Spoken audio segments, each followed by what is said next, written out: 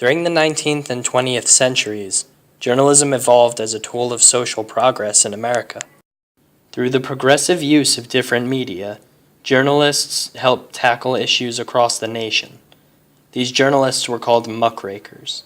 Muckraking means the search for and the exposure of political or commercial corruption, but many people associate muckraking with digging dirt to sensationalize, making muckraking one of the most misunderstood words in the history of American journalism.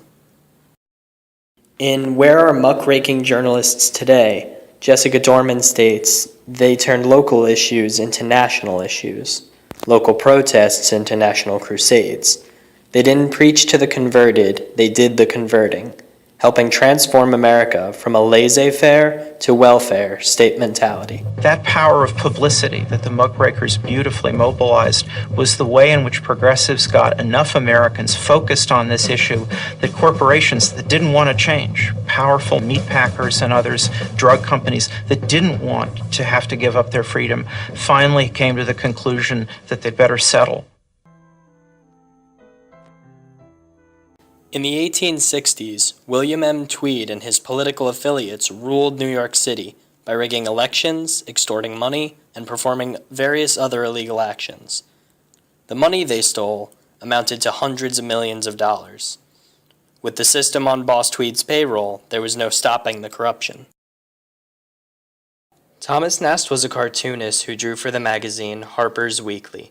Nast had earned renown as a cartoonist for his drawings pertaining to the Civil War. At this time, however, he used his images to expose Boss Tweed's nature to the public. Tweed took the threat of Nast's drawings seriously, noting that pictures could be viewed by anyone, including the poor, uneducated public that he needed to remain ignorant. Frustrated with Harper's Weekly, Boss Tweed said, "I don't care a straw for your newspaper articles. My constituents don't know how to read, but they can't help seeing them damned pictures." Despite his best efforts, the cartoons continued to be published and the people continued to be enlightened. This helped the people ultimately turn against Tweed in a way that the New York Times articles on the subject could not. Dorman said, "Bully businessmen, spineless senators, corrupt judges. Bad guys doing bad things made the stories tick. Muckraking journalism explains systematic problems in human interest terms." A Harper's Weekly editorial stated, "The contest in New York is that of the whole country. It involves a great deal more than the punishment of individual swindlers and the recovery of more or less money. The question is whether free institutions can rescue themselves from corruption." Eventually, Tweed was imprisoned for a variety of charges. He managed to bribe his way out of jail in 1876, escaping to Spain. Spanish officials captured him, however, after recognizing him from one of Nast's cartoons.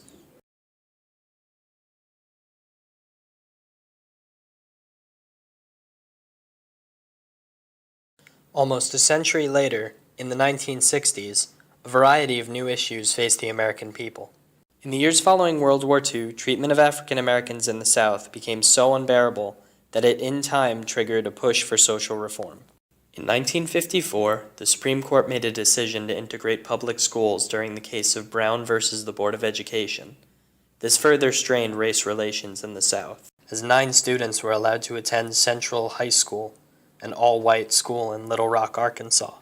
Journalists had a new forum for reporting the news.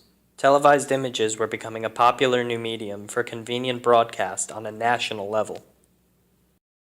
Despite the court decision, violence and resentment continued. The movement still did not have the support of the populace that it needed to make concrete social changes. And I'll never forget the 3 coffins with the nieces, the youngest of the 3, I think she was 11, McNair, in the middle, smaller. I'd never seen a coffin that small. It was awful. It was 18 days after the March on Washington, Birmingham, Alabama, a bomb exploded in the 16th Street Baptist Church just before a Sunday morning service. 15 people were injured. 4 children were killed. Many consider the reporting of the incidents in Birmingham to be a major turning point of the civil rights movement. Once people from all over America could see the injustices as they unfolded on news programs, they responded with newfound support. It culminated in Congress passing the Civil Rights Act of 1964 and the Voting Rights Act of 1965. According to John Lewis, if it hadn't been for television on that day, we wouldn't have gotten the Voting Rights Act of 1965. The civil rights movement in this country owes a great deal to television. Journalists didn't intend to ignite a social movement. It was the power of the images they reported with that led to wide-scale support of the civil rights movement. It is unquestionable that this technology could speak in ways that printed words could not. 100 years of delay have passed since President Lincoln freed the slaves, yet their heirs, their grandsons, are not fully free. They are not yet freed from the bonds of injustice. They are not yet freed from social and economic oppression. And this nation, for all its hopes and all its boasts, will not be fully free until all its citizens are free.